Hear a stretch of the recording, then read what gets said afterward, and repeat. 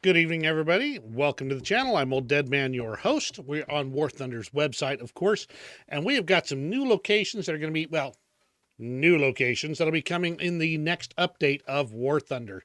We're starting off with a genuinely new map, although it has apparently a lot of assets from the old maps, and that is Pyrenees. It's basically based on the Pyrenees area in the Principality of Andorra. Honestly, it's not too bad of a likeness. I think it's pretty darn close. Let's see if I got a picture over here. Yeah, right here. This would be the Pyrenees right here. So it's definitely inspired by. We'll put it that way. As it says, this is a new location for air battles, and it's going to be mountainous, which I like. That gives a lot more variety and options for evading air-to-air missiles. And it shows small villages with farm fields spread upon valleys, ancient castles, and medieval abbeys. Should be pretty picturesque, and they've got quite a few pictures of it right here. You can see a road going through the center of the location, or at least that's what it appears. A nice aqueduct-looking thing here. And, of course, some high mountain areas. So it looks lovely.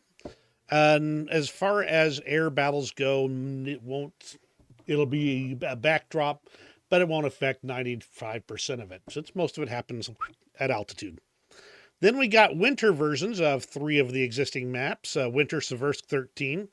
They put some white on the trees. They could have dropped some more leaves. Otherwise, it's just like the old one, except for now you can use your winter camouflage. Then we have a snow version of Ardennes. Now, at least they've made the trees mostly brown. They really ought to try at least make some versions of these where they've defoliated the trees, but entirely. But you know what? That's just neither here nor there. And it's got just basically new version of the same old map. This is just another winter version of the location and fields covered with snow. Big whoop-de-doo. Then there's Maginot Line in winter, and this is one of the ones that will be least affected.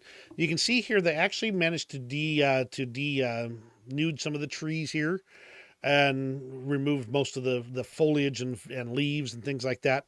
That's the way to do it, and that's much more on theme. Maginot Line's pretty good. I actually kind of like it. The city section's a lot of fun to play in. This will be just another variation of it.